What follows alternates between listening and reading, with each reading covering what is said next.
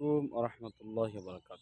শুভ সকাল, সবাইকে জানাচ্ছি সকালের শুভেচ্ছা। আল্লাহ পাক রব্বুল আলামিন আমাদেরকে অর্ধমৃত্যু থেকে জাগ্রত করে আল্লাহ তাআলা সুন্দর জীবন নিয়ে এই সকালবেলা আমাদেরকে হায়াতে তৈয়বা দান করেছেন বলে আলহামদুলিল্লাহ। সকালবেলার একটি গুরুত্বপূর্ণ আমল আছে।